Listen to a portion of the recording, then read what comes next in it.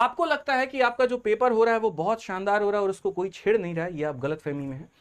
ये कुछ सेंटर्स के हम आपको नाम दिखा रहे हैं जिनके ऊपर में कहीं ना कहीं अटैक करने की कोशिश की गई है, जिनको रिमोट एक्सेस से लेने का कोशिश किया गया, और ये सारे नाम तथ्य के साथ में हम आपको सामने जाहिर करते हैं।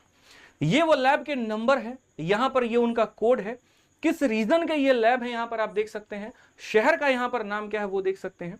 ये पूरा पूरा लैब का नाम हो गया, जिसमें दिल्ली का भी एक आरके डिजिटल सेंटर 4 यहां पर जो है सम्मिलित है, जहां रात के 9:30 बजे तक पेपर होता है।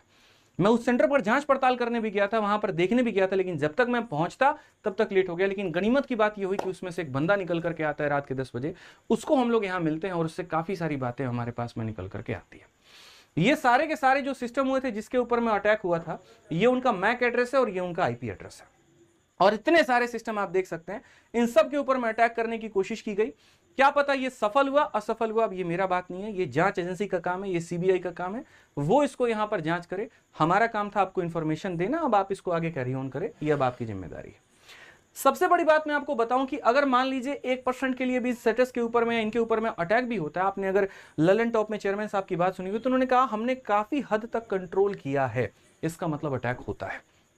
ठीक है, ये पूरे बढ़िया तरीके से हर एक इंस्टीट्यूट का बिहार में, गोरखपुर में, पटना में, ये सारे सारे जो सेंटर्स हैं इनके भी पूरे पूरे लिस्ट हैं जिनके ऊपर में सारा काम चल रहा था। और ये सारी चीजें मैं आपको प्रत्यक्ष रूप से सामने वीडियो पर दिखा रहा हूं, कोई भी चीज हाइड नहीं है, कुछ भी यहां पर हाइड नहीं है, कहीं पर कुछ भी मेरे भाई जो है छुपाया आपको नहीं गया है, ये सारी चीजें आपके सामने है। अब बात यहां पर यह आती है कि जब इनके ऊपर में अटैक हो रहा था, पहले दिन मान लीजिए अटैक हो गया, दूसरे दिन अटैक हो गया, तो इनको बंद क्यों नहीं किया गया? अगले दिन फिर इसके ऊपर में पेपर क्यों कंडक्ट करवाया गया? क्यों ऐसा हुआ कि एक कैंडिडेट को उसके सिस्टम से उठा करके दूसरे सिस्टम पर बिठाया गया? वो सिस्टम तो सही था, उसके हार्डवेयर सारे सही थे, प्रॉब्लम कहां पर आ रही थी? प्रॉब्लम मेरे भाई यहां पर आ रही थी क्योंकि उनको कंट्रोल किया जा रहा था, और जहां पर जिस बच्चे ने पैसा नहीं दिया यूं मान लीजिए, तो बस काम खत्म है उसका।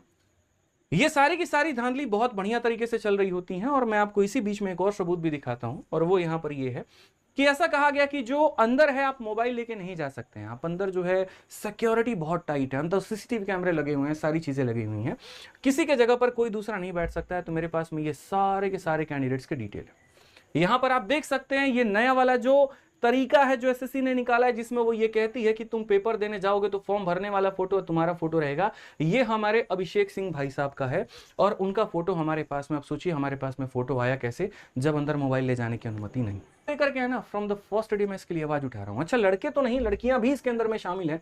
आप देख सकते हैं एकता मैडम भी यहां पर है। पेपर कौन सा है ये बताने की तो जरूरत नहीं, ये फोटो वाला मेरे भाई सिस्टम अभी तुम्हारा नया वाला अप्लाई हुआ है। और सोचो, मैं इसके ऊपर में बात कर रहा था, मैं फ्रॉम द फर्स्ट डे इसके ऊपर में बात कर रहा था कि एसएससी की जो कमियां हैं